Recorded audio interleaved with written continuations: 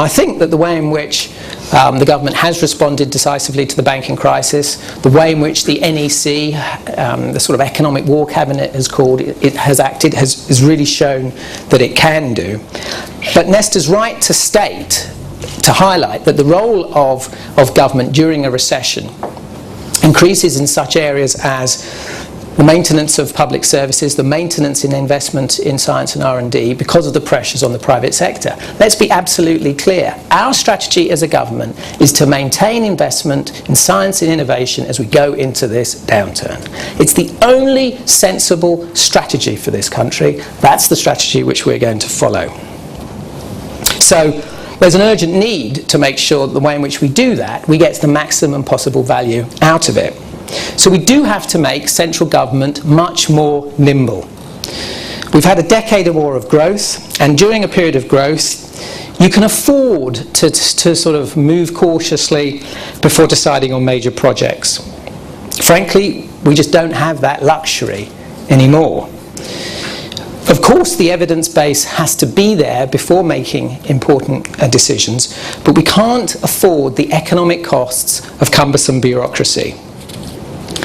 We've got to put, I believe, a greater premium on effective decision making and more reliance on the judgments of those people who are accountable for that. Delegating, if you like, the authority to take sensible risks, because innovation requires risk-taking, and to rely upon people's good judgment in doing that. So we have to step up the frequency and effectiveness of joint working across government to do that, get rid of the silos between departments, and make sure that we're getting better coordination between the sort of central and regional government operations. Now, some of the things which we're doing, pushing ahead with the SBRI scheme, is a good indication, I think, of what we're doing there. Really challenging departments to use their procurement budgets to support small business. The £100 million low-carbon vehicle project, where the government is using its procurement power to encourage the car industry to speed up in the development of low-carbon vehicles. But we've really got to do more than this. I know that for businesses, the value of a £1 million contract is worth £10 million worth of investment. And the government has a real role in this.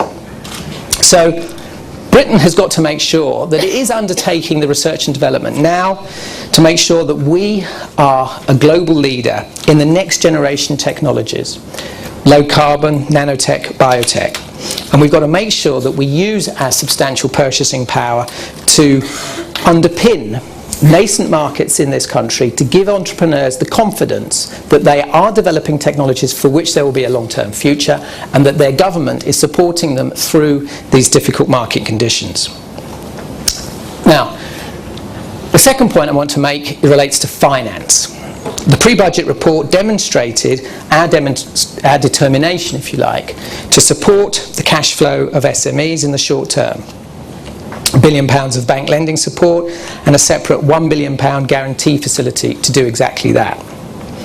But we need to do more to kickstart this country's venture capital industry, to get UK funds and UK institutions investing at scale in promising early stage technology firms. When looking at this a couple of weeks ago, I was really quite surprised that whereas the proportion of venture capital investment going into startups in the US was almost 33% of total investment, here in the UK it was only 4%. So a much smaller proportion of our total investment is going into those early stages, and that's really hurting UK spin-outs. So we've got a situation where, because of this investment over the last 10 years, more than doubling the investment in science, we have a fantastically strong pool of science coming out of our universities now. We've got to address that with making sure that the investment is there to back it up. Now, most entrepreneurs know that the best investments are made during a downturn. At the moment, the major investors are having to rebalance their asset allocations. So what I want to see is that they're going through this allocation rebalancing, that we put in place the opportunity to invest in UK venture capital. And so I was very pleased to see in the Nesta report, which came out today, that Nesta's advocating exactly the same thing. A £1 billion venture capital fund to back innovative startups. Finally, I want to talk about human capital. I agree again with the report. The emphasis on giving people the skills where if they are faced with unemployment as a result of changes in markets in the recession, we support them in developing new skills appropriate to a successful future in these growth areas of the economy. And I think boosting entrepreneurship and business skills is key to this. From my own experience, for a while I taught science entrepreneurship at the Oxford Business School, and I know the tremendous value that you can give to scientists by arming them with entrepreneurship skills.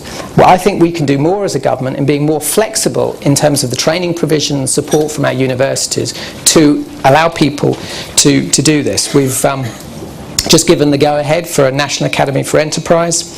The government's Business Link service is another example of this. So I hope I've given you some sense of the way in which, firstly, the government has shown by its track record over the last 10 years that it takes this very seriously. It's a fundamental pillar of our strategy. Secondly, that I absolutely agree that by attacking the recession and being smart in the way in which we put our effort in terms of those initiatives and a change in priorities to reflect the conditions that we face in this downturn, we can together position the UK to really come through the recession in good shape, positioned to be a world leader in these areas where the UK has real competitive advantage. And I really want to congratulate Nesta for providing me with the opportunity to say some of this stuff tonight, and for getting it so right with this report. Thank you.